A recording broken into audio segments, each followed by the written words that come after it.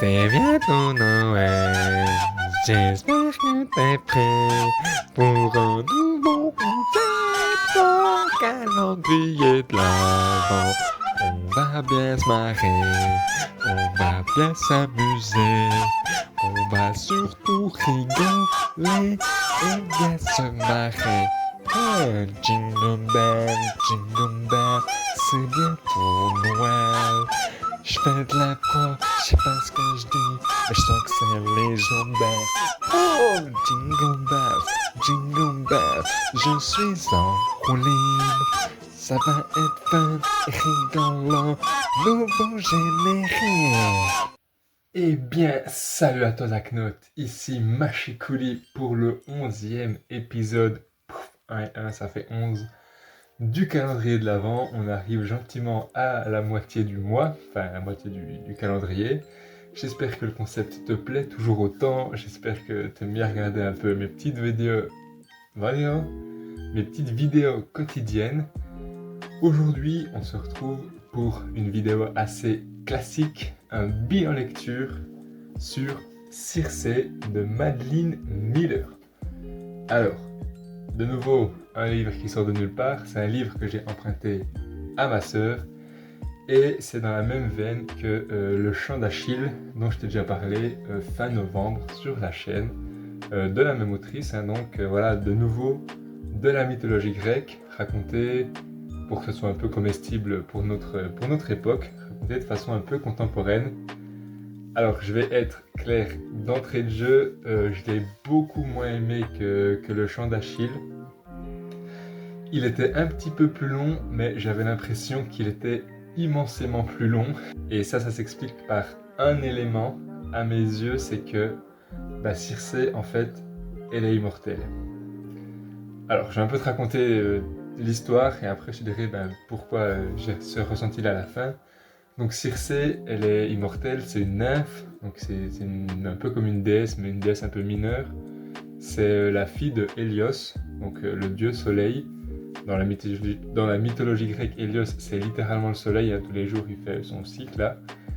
Hélios et sa maman Persèse, je sais plus trop, on s'en fout un peu de sa mère. Et c'est la petite fille du titan Océan, donc les titans c'est ceux qui étaient là encore avant les dieux dans le panthéon grec. Donc voilà, elle est immortelle, elle a un peu des pouvoirs, et en fait, c'est un peu l'une des premières à développer la sorcellerie. Donc au début du livre, on suit sa vie quand elle habite avec les dieux, avec les déesses et les machins, tout ça. Au bout d'un moment, elle fait un truc méchant, vraiment pas cool, elle transforme une nymphe en un monstre horrible. Du coup, elle est bannie sur l'île de Aeaea. Je trouve ce nom d'île très drôle. C'est A-E-A-E-A. Aeaea. Elle est bannie sur cette île et elle va vivre son éternité du coup sur cette île-là. Et en fait, on va la suivre pendant des siècles et des siècles. Et là où je trouve que c'est long, c'est que c'est un peu tout le temps la même chose. Genre, elle est seule, il y a des humains qui arrivent sur son île, il se passe des péripéties avec ces humains, ils repartent, elle est de nouveau seule. Et c'est un peu ça tout le temps, et je trouve qu'il y a rien de bien nouveau. Un truc que j'ai trouvé super intéressant, c'est qu'on voit plein de mythes, plein de légendes différentes de la mythologie grecque.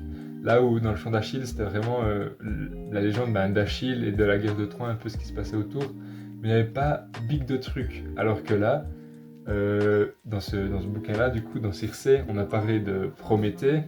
Donc là, je vais te citer un peu des blazes au pif. Je m'en fous un peu si tu les connais, tu vois, mais c'est pour te dire un peu tout le panel des mythes qu'on rencontre. Et si tu les connais, c'est cool. Si tu les connais pas, c'est pas très très grave. Mais du coup, il y a le mythe de Prométhée.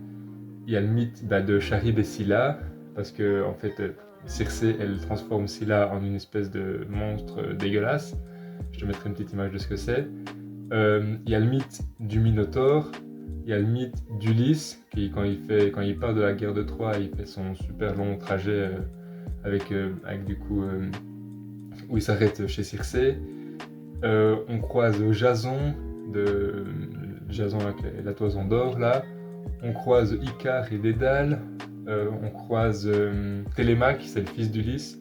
Enfin voilà, il y a plein de personnages qui sont que Circé elle croise au cours de sa longue vie en fait, et ça c'était super intéressant. De nouveau, c'était beaucoup d'histoires d'amour.